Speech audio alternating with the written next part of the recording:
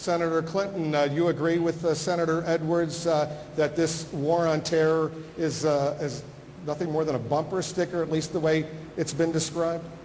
No, I do not. I am a senator from New York. I have lived with the aftermath of 9/11, and I have seen firsthand the terrible damage that can be inflicted on our country by a small band of terrorists who are intent upon foisting their way of life and using suicide bombers and suicidal people to carry out their agenda.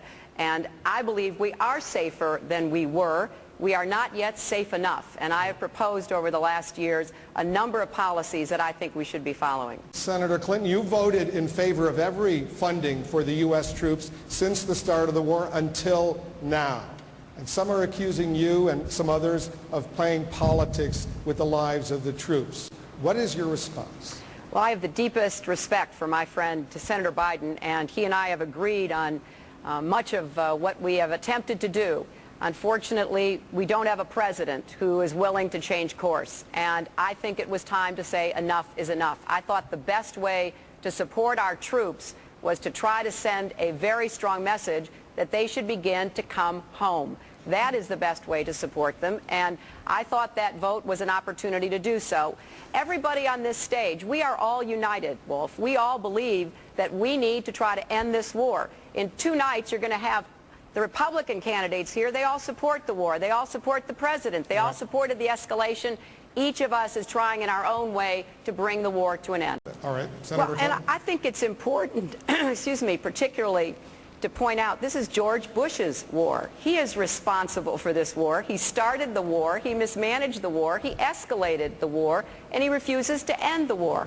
And what we are trying to do, whether it's by speaking out from the outside or working and casting votes that actually make a difference from the inside, we are trying to end the war. And each of us has made that very clear. We have different approaches. I have a 3-step plan to bring the troops home starting now, put pressure on the Iraqi government to take responsibility and cut off aid when they won't, and engage in intensive diplomacy regionally and internationally. The differences among us are minor.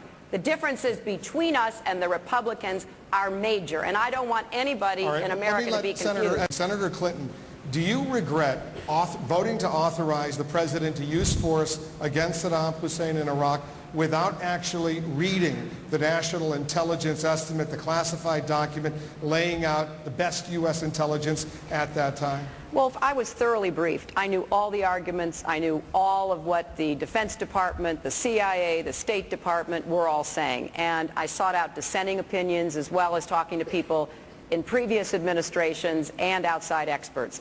You know, that was a sincere vote based on my assessment that sending inspectors back into Iraq to determine once and for all whether Saddam Hussein had weapons of mass destruction and using coercive diplomacy was not an unreasonable act. What I did not count on, and what none of us did, who voted to give the president authority, is that he had no intention to allow the inspectors to finish their job. Now, we can argue about the past, or we can answer the question you asked about from the National Guard.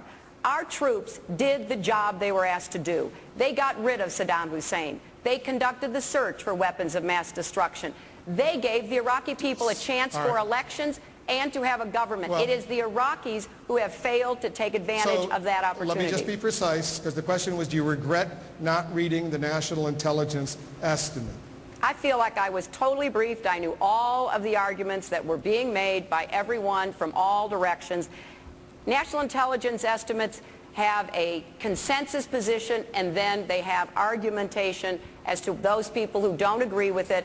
I thought the best way to find out who was right in the intelligence community was to send in the inspectors. And if George Bush had allowed the inspectors to finish the job they started, we would have known that Saddam Hussein did not have WMD, and we would not have gone and invaded Iraq. Clinton, you want to respond? Well, I have said repeatedly that if I had known then what I know now, I never would have voted to give the president authority. And in the last debate, I said that, you know, it was a mistake to trust George Bush, that he would do what he told all of us he would do. He made it in speeches. He told us in private that he would put the inspectors in to determine whether or not the International Atomic Energy Agency, the Clinton administration, many other countries who thought that there were stores of chemical and biological weapons were true or not. Now, I do not think that that is a necessarily wrong judgment at the time. What was wrong is the way this president misused the authority that some of us here gave him, and that has been a tragedy. To raise your hand if you believe English should be the official language of the United States. Senator Clinton. Wolf, let me add that we faced that in the Senate last year as to whether we would or would not vote for it. The problem is that if it becomes official instead of recognized as national, which indeed it is our national language. If it becomes official, that means in a place like New York City, you can't print ballots in any other language. That means you can't have government pay for translators in hospitals, so when somebody comes in with some sort of emergency, there's nobody there to help translate what their problem is for the doctors. So many of us, I did at least, voted to say that English was our national language, but not the official language because of the legal consequences. What do you think of Senator Obama's plan? Well, I'm thrilled that universal health care is back on the national agenda. You know, as we remember back in '93 and '94, we tried to come forward with the plan. We weren't successful. I have the scars to show for that experience. But I am convinced that now when the Democrats all are coming forward saying this has to be a national goal, we then can try to get the political will. The most important thing is not the plan, because there are only a few ways to do this, and we're all talking pretty much about the same things. From my perspective, we have to lower cost, improve quality, and cover everybody. What's important, and what I learned in the previous effort, is you've got to have the political will, a broad coalition of business and labor, doctors, nurses, hospitals, everybody standing firm when the inevitable attacks come from the insurance companies and the pharmaceutical companies that don't want to change the system because they make so much money out of it. Senator Clinton, you can do that without raising taxes? Well, here's the challenge. I have put forth approximately $120 billion in savings from healthcare changes that can come. Everything from electronic medical records to better management of chronic care. That is about in the ballpark of what all of us believe it will cost to cover everyone. The challenge that I'm wrestling with is how do we realize the savings? Now, I don't think there's any Democrat that is not going to let the Bush tax cuts on the wealthiest Americans expire. We're all going to do that. So that money will be available. How then do we set forth the priorities that we want to address, including energy efficiency, dealing with global climate change? Senator Clinton, you've said that it's time to allow gays and lesbians to serve openly in the U.S. military, and in the Don't Ask, Don't Tell policy that was implemented when your husband was president. Was President Clinton's policy of Don't Ask, Don't Tell a mistake? It was a transition policy, and it was an effort to try to deal with the reality that probably since the very beginning of our nation, we've had gays serving in our military with distinction and honor on behalf of our country as we do today.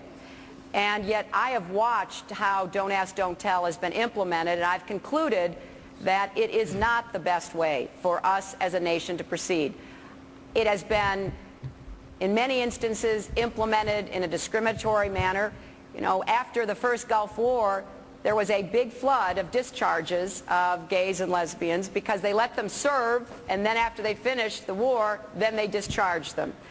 In this particular time period, we've had Arabic linguists discharged under Don't Ask, Don't Tell when we are unfortunately so short of having people who speak the very language that our men and women in uniform have to understand in the streets of Baghdad. So I believe we could change the policy to let gays and lesbians serve in the military and be covered by the Uniform Code of Military Justice. So just like those who are not gays and lesbians, if there were conduct problems, then the conduct problems would be looked at, but people would not be judged on who they are. And I just want to end by saying Barry Goldwater once said, you don't have to be straight to shoot straight. And I think he was right, and I believe we should open up our military. So, Senator Clinton, the question was your husband's decision to allow this Don't Ask, Don't Tell policy to go forward. He was president of the United States.